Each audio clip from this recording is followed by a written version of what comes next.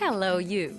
Nosso assunto é o verbo haver em inglês e as características que diferenciam do português. No nosso idioma, para falar da existência de alguma coisa, usamos o verbo haver ou existir, ou até mesmo o verbo ter. Por exemplo, tem um carro na garagem, há um carro e existe um carro. Todos esses verbos significam a mesma coisa, a existência de um carro. No inglês, só existe uma locução verbal para falar da existência, que é o there mais to be conjugado. Há uma forma para o singular e outra para o plural. Já no português, só há uma forma do singular, porque na nossa língua o verbo haver é impessoal.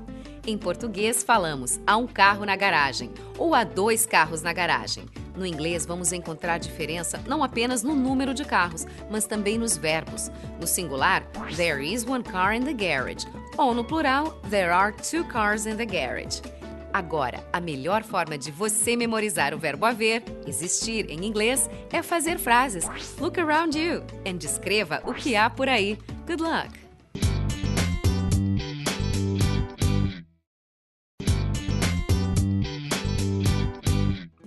Vamos falar sobre occupations, profissões. Qual a sua profissão em inglês? I am a teacher. Eu sou professora. Mas se eu fosse um homem e quisesse dizer professor, a palavra em inglês é a mesma, teacher. Não tem variação de gênero. O que o teacher faz? Ele ensina. O verbo ensinar é to teach. Observe que a profissão só acrescentou um sufixo ao verbo, teach, teacher. O sufixo ER no inglês forma diversos nomes de profissionais. Vamos conhecer algumas profissões. O bombeiro é o fireman, enfermeiro é nurse. O médico que nos atende é doctor, que podemos chamar informalmente de doc. E nós nunca queremos fazer isso, mas em caso de emergência, nos Estados Unidos, call 911, ou seja, telefone para o número 911, que é a ambulância para emergências. Bye, see you later!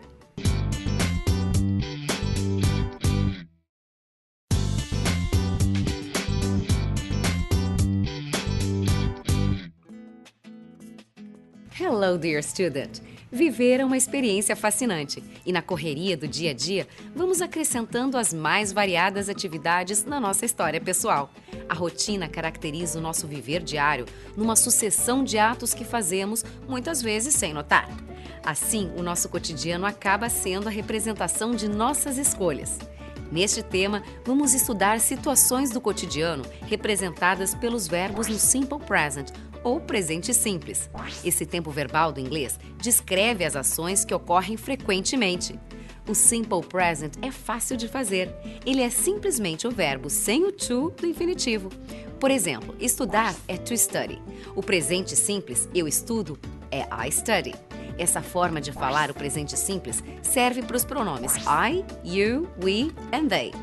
Para falar o presente simples dos pronomes que representam a terceira pessoa do singular, he, she, it, precisamos acrescentar um S ao final do verbo. Por exemplo, ajudar, to help. Ela ajuda, she helps. See you later. Bye!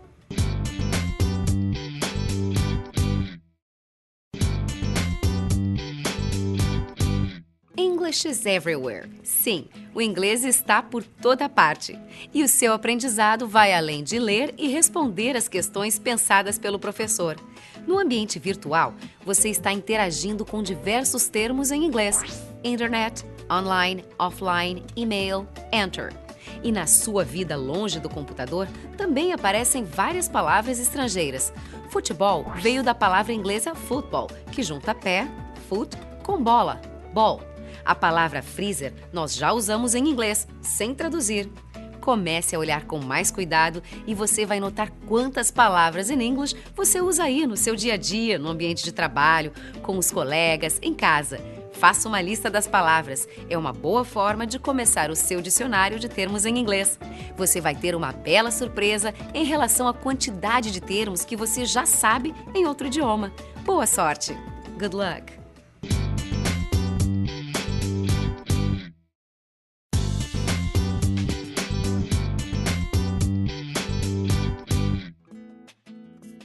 Hello, dear student. How are you? Espero que você esteja bem. Vamos começar o tema indo direto a algumas perguntas. Você sabe o dia do aniversário de seus amigos? Lembra das datas importantes que passaram na sua vida? quando ganha alguma folguinha em um feriado. Sabe por que aquela data é um holiday? Vamos estudar como escrever e ler dates, holidays and special dates in English. Ou seja, datas, feriados e datas especiais. Para escrever uma data em inglês, colocamos primeiro o mês, depois o dia. E o dia vem em números ordinais. Por exemplo, 1º de maio, feriado do trabalho. May the 1st, Workers' Day. Ou o meu aniversário, March the 15th, dia 15 de março. Observe que é necessário conhecer os ordinal numbers e o nome dos months of the year para falar qualquer data em inglês. Good luck! Bye!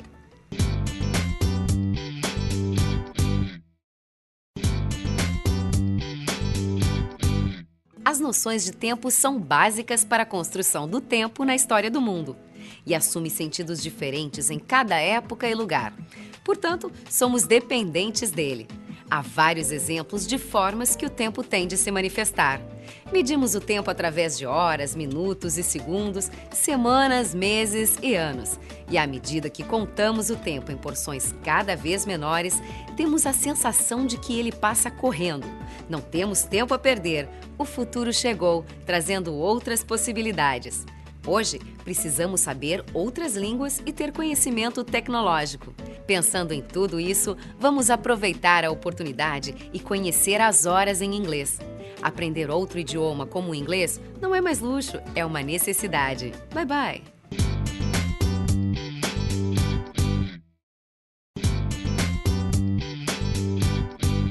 Hello you! What's up? Você conhece essa expressão? Ela significa "e aí?" e também pode indicar que queremos saber o que está acontecendo com a outra pessoa. É uma linguagem informal que você pode usar ao telefone ou para passar recados, por exemplo, após atender uma ligação. Imagine que você enxerga através de uma janela de vidro seu chefe gritando e brigando. Então você liga para o seu colega na empresa e pergunta "What's up with the boss?" Nós usamos a mesma expressão de antes, mas agora para perguntar o que está acontecendo com o chefe. Who do you want to talk to? Com quem você quer falar? E depois de ouvir o destinatário da ligação, você pode dizer "Espere na linha", "Hold on", para passar a ligação de ramal ou chamar a pessoa. Quantas expressões, não é? Um assunto tão comunicativo quanto o phone só poderia resultar numa aula cheia de novidades. É importante conhecer esses termos para você falar e também compreender o que a outra pessoa fala. See you later!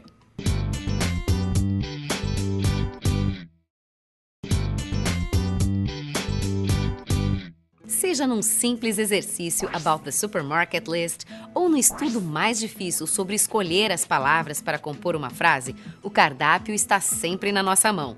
Então, faça a diferença aí onde você está, na sua família, na sua turma, no seu ambiente de trabalho. De nada valeria estudar e trabalhar tanto se não fosse para se ter uma vida melhor, mais tranquila e equilibrada. Nós vivemos num mundo cheio de contradições. Por um lado, os avanços tecnológicos que nos possibilitam fazer as coisas de forma cada vez mais rápida. Por outro lado, a slow food, que também já está sendo chamada de slow life, que valoriza a vida de maneira mais calma, junto à família e de quem amamos. Nós precisamos slow down ourselves para nos reconectarmos a nós mesmos, às pessoas e ao lugar em que vivemos. E o alimento, food and meals, são um reflexo dessa vida. Eles são, numa análise mais profunda, uma reflexão do nosso modo de ser. Demonstre o seu amor pela sua família e amigos, preparando um delicious dish para confraternizar. See ya!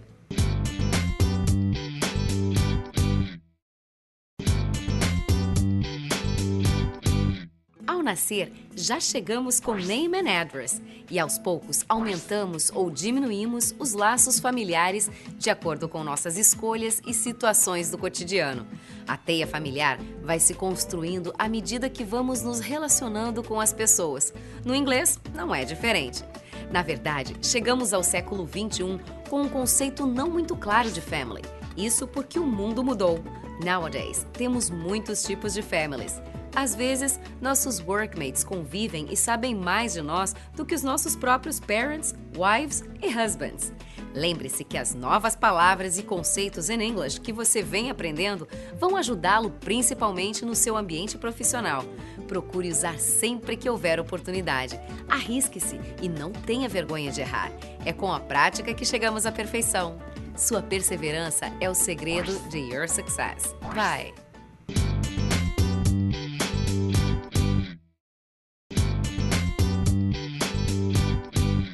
Um dos assuntos nessa unidade que merece um pouco mais de sua atenção é a conjugação do verbo na terceira pessoa do singular do Simple Present Tense na frase afirmativa, ou seja, os verbos no presente com he, she ou it.